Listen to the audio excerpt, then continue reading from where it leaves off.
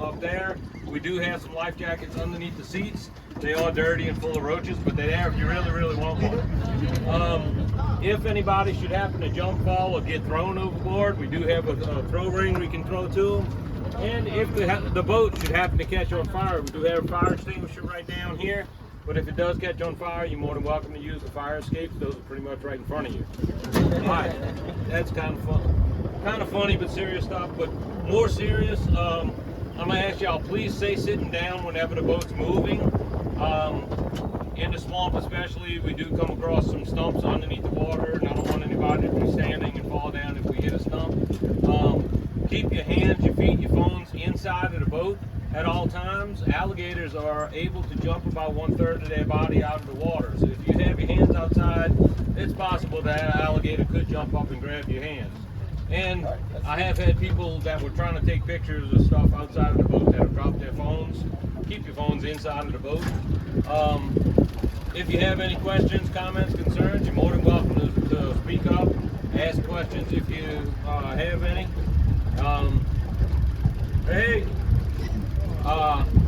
The more questions you ask, the more interaction we have, the more fun this can be. And I ask you, please, no smoking or vaping while we're riding on the boat, just a courtesy to other people. All right, y'all ready to go? All right, good. What's out here that is unique to this river system? It's called a Pearl River map turtle.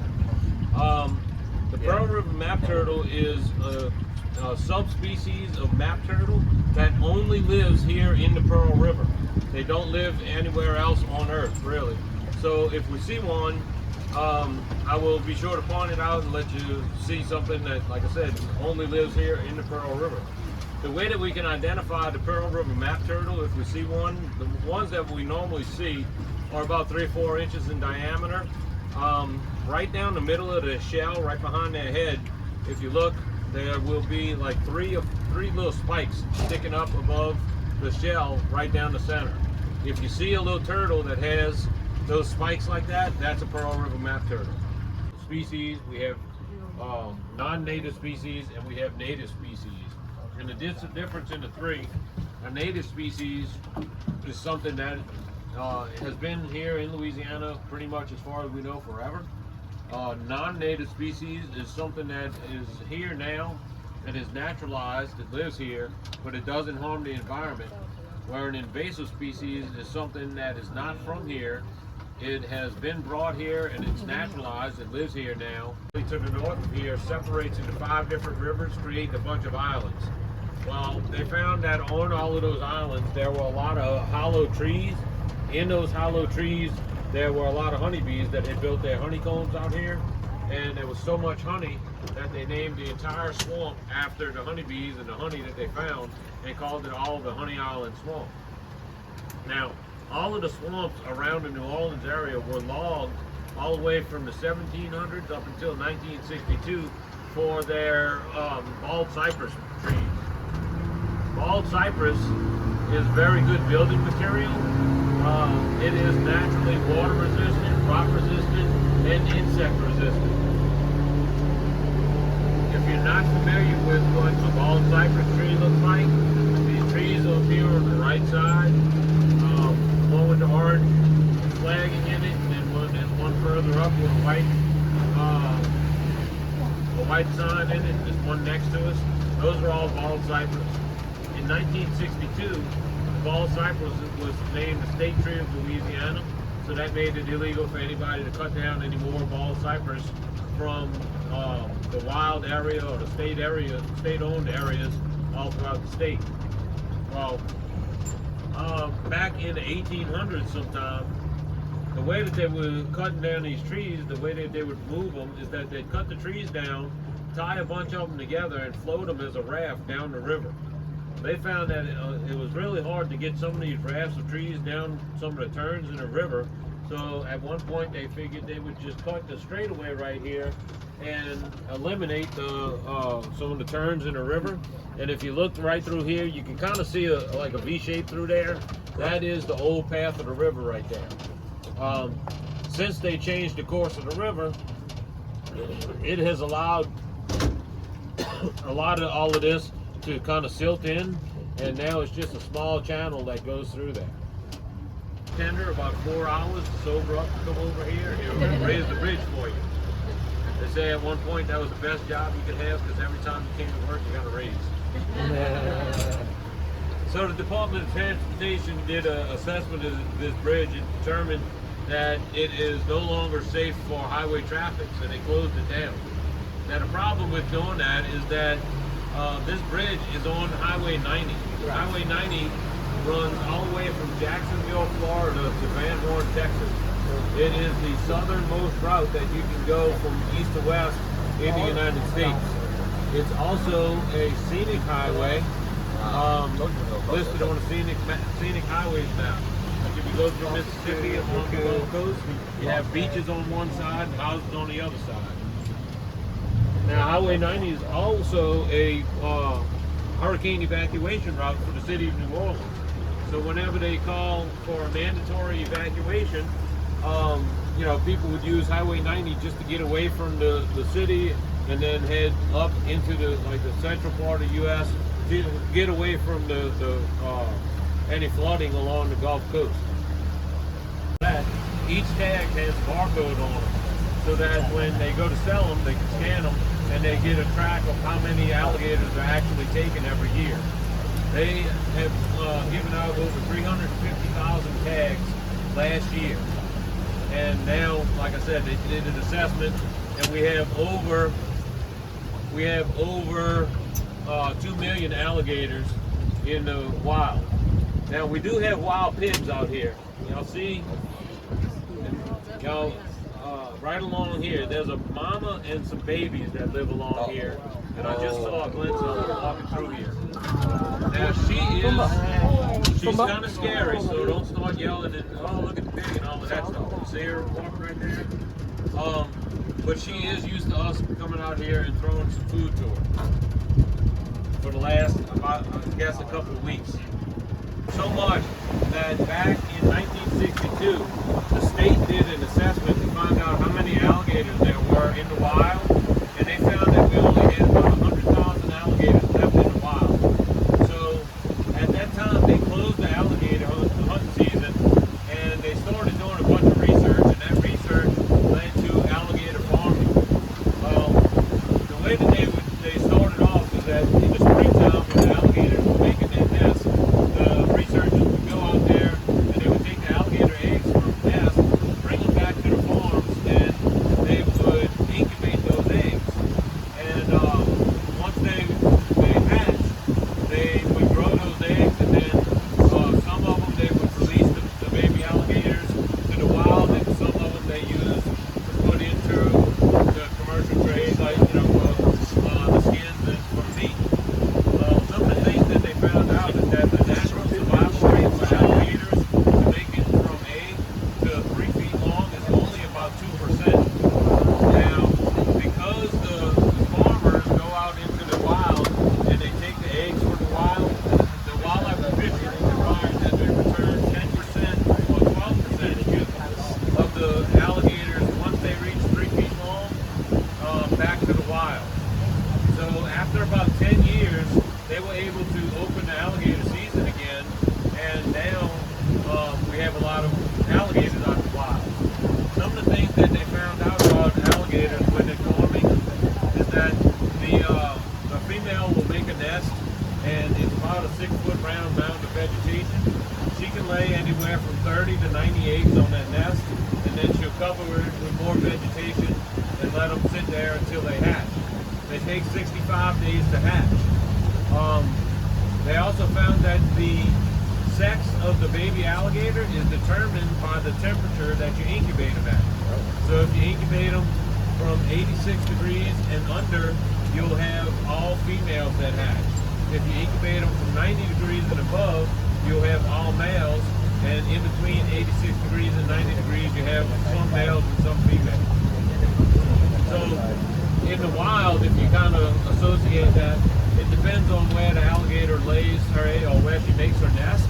If she makes it in a spot that's sunny and it's going to be hot all the time, she's going to have more males. Whereas if she makes it under the shade, or if it's earlier in the season, then you'll have more females. They did an assessment last year, and they found that we have over 2 million alligators in the state now, from 10,000 back in 1962. Yes, sir. Does the alligator know that which temperature it incubates at that will determine the sex? I don't know that. I don't know one way or the other. I think it's one of those Mother Nature things that Mother Nature takes care of herself and, you know, knows what nature needs and deals with it. And they live the rest of their lives with 80 teeth. Now, when they hatch, they're only about 6 inches long, and the first year of their life, they'll grow between a foot and a foot and a half.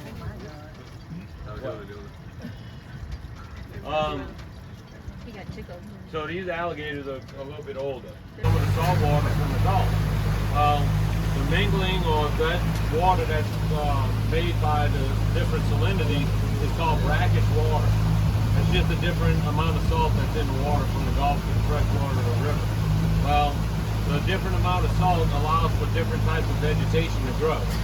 Once you get way out into the Gulf, or way out into the marsh where the salt water is, you have only marsh grass that grows. You don't have any trees that grow out there, and it's just a tall, skinny grass with like points on the end of it. In this area right here, we have a lot of what we call sawgrass. All of this out here on the left side, this open prairie, that's all sawgrass that grows out there. And the reason they call it a sawgrass is that the edges of that grass, if you were to take and run your fingers down the edge of it, it's got like little teeth on it. And they would actually grab onto you, and if you're going fast enough, it'll actually cut you. So they call it, like I said, sawgrass. Now the difference in a marsh and a swamp is that a marsh is basically defined as a flooded grassland, where a swamp is defined as a flooded forest. So right now we're still in the marsh, kind of in the swamp, kind of a mixture of the two. In a little while we're going to go up further into the swamp. Now these canals that we turned into here, these are man-made canals. The one on the left side, that used to be a seafood landing dock, that shed down there. Up until Hurricane Ida, people used to use that. There were seafood boats that would come in here. Oyster boats, fish boats, and shrimp boats would come in, unload their seafood right there, put it on 18-wheelers, and those 18-wheelers would go out to different seafood businesses all throughout the United States to sell the seafood.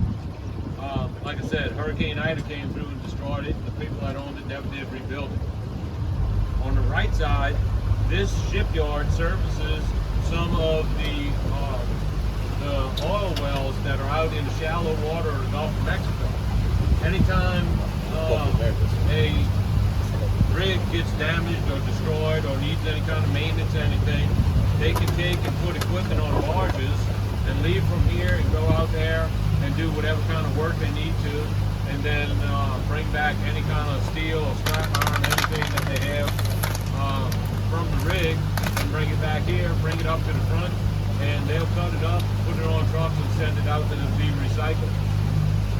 Now, on the right side, that structure that's built out of the round tubing that's kind of painted yellowish gold up there, that is, it's kind of laying on its side. That is a leg structure for an oil rig for out in the Gulf. When they need to put an oil rig down, they'll build something like that. They can build them a lot bigger than that. That's just a small one. They'll take and build something like that, put it down into the shallow water in the Gulf, and as soon as they do, you have things like barnacles that'll attach to it, start growing on it. You have fish that come around to eat the barnacles. You have bigger fish that'll come and eat those fish, and so on and so forth. So those oil rigs create their own habitat or their own ecosystem out in the Gulf. And I like to fish, so that's a good place to go out to fish if you like fishing out in the Gulf. And up until you have something like the BP oil spill in 2010, those rigs are really good to have out there. And then when something like that happens, it goes into that. It's not quite as good.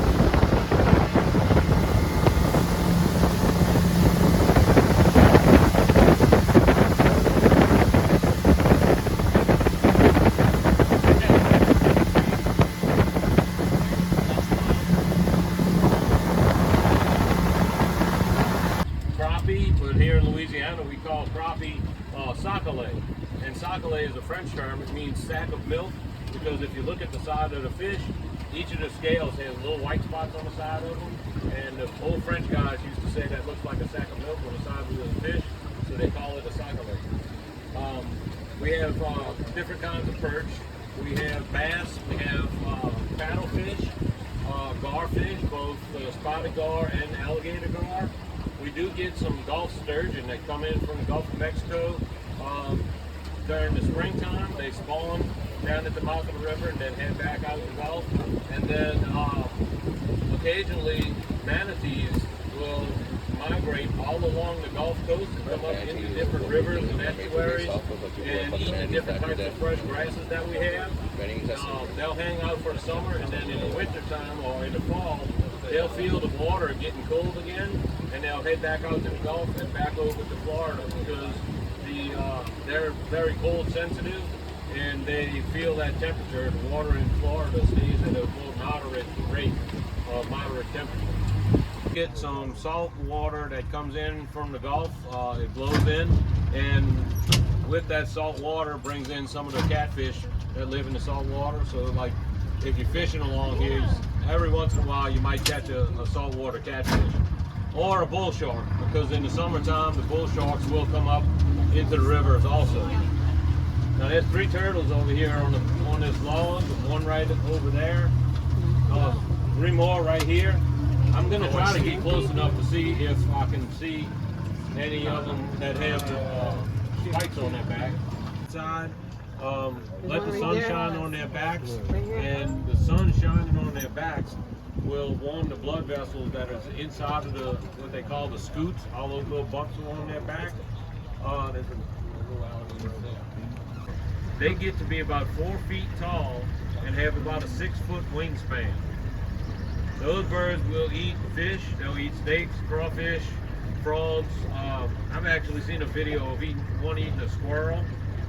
They're actually known to eat alligators up to about 16 inches long. To try to determine what those cypress knees are for, one of the best that I've heard says that because cypress trees can get to be about 120 feet tall, you see that snake, huh?